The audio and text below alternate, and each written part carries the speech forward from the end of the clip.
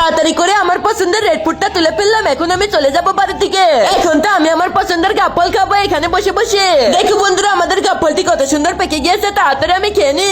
কিন্তু এটা কি দেখছি আমি ওই দিক থেকে দেখি রাজু আসছে। আর রাজু আসলে পরে তো আমার কাছে যাবে, ওর থেকে বলে আমি এটা লুকিয়ে রাখি। এই তো আমি লুকিয়ে রাখলাম, এবার রাজুর কাছে যাই। আরে রাজু রে, হ্যাঁ আপু এই দেখো আমি না রেড ফুড তুলতে গিয়েছিলাম, তুমি তাড়াতাড়ি একটা খেয়ে দেখো তো। ঠিক আছে রাজু, তুই যখন বলছিস তাহলে পরে একটা খেয়ে দেখি।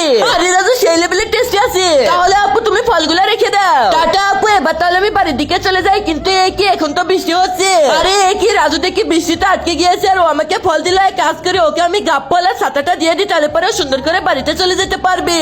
একজন মা কতটা আপন হয়, যাদের মা নেই তাদেরকে জিজ্ঞেস করো। তাই আজকে দেখি এই প্রাণের প্রিয় মায়ের জন্য কয়জন লাইক সাবস্ক্রাইব করে দেয়। আর যারা মাকে ভালোবাসে না তারাই ভিডিওটা থেকে দূরে থাকো। তাড়াতাড়ি গাপ্পলের বাটিটা নিয়ে আসে। আর এই তো ছাতাটা, এই রাজু এই না ছাতার গাপ্পল। আরে আপু তুমি আমাকে ছাতার গাপ্পল দিলে, কিন্তু আমার তো গাপ্পল লাগবে না। আরে ভাই রাখতো। আরে না আপু তুমি গাপ্পল খেয়ে নিও, আমি চলে গেলাম ছাতাটা নিয়ে। আমার তো ঠিকই মনে আছে আপু, আমি যখন আসতেছিলাম তখন তুমি গাপ্পলের বাটিটা সরিয়ে রেখেছিলে। যদি আমি তোমার কাছে চেয়ে বসি, আসলে ভাই কোনো জায়গায় গরিবদের দামই নেই।